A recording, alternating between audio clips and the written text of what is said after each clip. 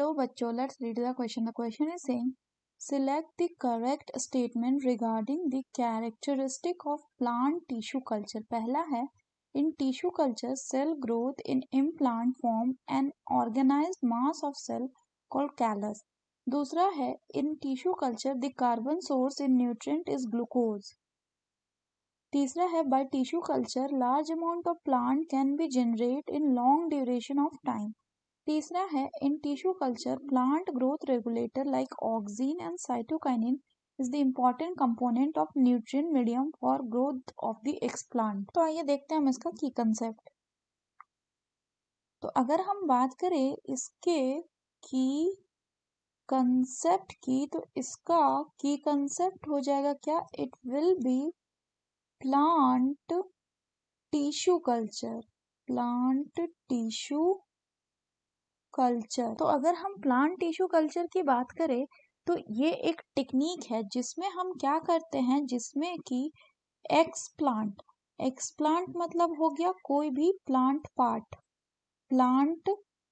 Part से whole plant को grow कराया जाता है. होल प्लांट कैन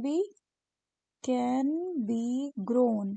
तो अगर फर्दर बात करें तो इसमें क्या किया जाता है कि जो एक्सप्लांट है इसको हम लेते हैं और इस एक्सप्लांट को हम क्या करते हैं, it can be grown out of, it is grown out in a test tube. Grown out in a test tube. और इस टेस्ट ट्यूब में अगर हम बात करें तो इसमें हम क्या देते हैं, इस टेस्ट ट्यूब में हम दो कंडीशन देते हैं. एक होता है इसका स्टेराइल कंडीशन और दूसरा होता है क्या, दूसरा होता है हम प्रोवाइड करते हैं इसको प्रॉपर न्यूट्रिएंट मीडियम. फर्दर अगर हम बात करें तो ये जो न्यूट्रिएंट मीडियम होता है इसमें क्या प्रेजेंट होता है अगर बोले तो ये जो न्यूट्रिएंट मीडियम होता है वो प्रोवाइड करता है एक carbon source. It provide a carbon source. यहाँ पे ये जो कार्बन सोर्स होता है ये क्या होता है, ये होता है सुक्रोज. तो अगर फर्दर बात करें तो इस न्यूट्रिएंट मीडियम में इस कार्बन सोर्स के अलावा और क्या होता है, इसके अलावा इसमें प्रेजेंट होता है आपका इनऑर्गेनिक सॉल्ट्स प्लस और क्या होता है, और इसमें आपका प्रेजेंट होता है विटामिन्स, अमीनो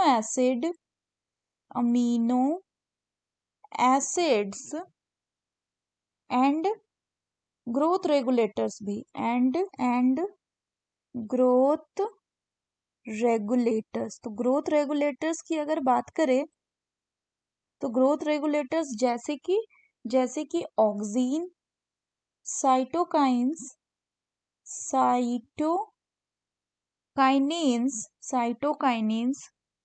एक्सेट्रा. तो फर्दर अगर हम बात करें तो इस सारे प्रोसेस से हम क्या कर पाते हैं, इस सारे प्रोसेस से हम लार्ज नंबर ऑफ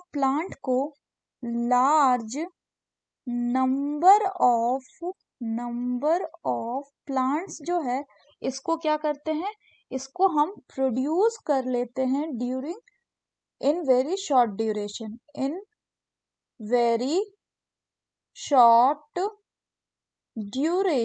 इसलिए ये जो मेथड होता है of producing thousand of plant through the tissue culture in very short duration, इसको क्या कहते हैं, this is called as micro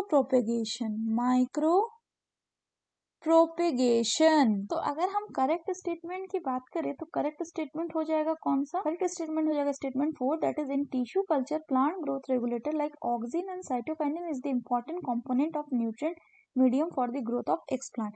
बाकी ऑप्शंस की बात करें तो पहला बोल रहा है कि टिश्यू कल्चर में cell growth in the implant में तो ग्रो करता ही नहीं है. एक्सप्लांट यानी plant part which can be taken out in a test tube. ठीक है, तो ये कैसा हो गया, गलत. दूसरा बोल रहा है जो कार्बन सोर्स होगा टिश्यू कल्चर में वो ग्लूकोज होगा, नहीं, ये क्या होता है, ये सुक्रोज होता है, अभी हमने देखा. तीसरा बोल रहा है कि टिश्यू कल्चर में हम लार्ज अमाउंट ऑफ प्लांट को जनरेट कर सकते हैं लॉन्ग ड्यूरेशन ऑफ टाइम, तो ये गलत हो गया. क्या करते हैं हम, शॉर्ट ड्यूरेशन ऑफ टाइम में ही हम माइक्रो प्रोपेगेशन मेथड से लार्ज नंबर ऑफ प्लांट को जनरेट कर सकते हैं. So that's all for the question बच्चों. Hope you understood it well. Best of luck.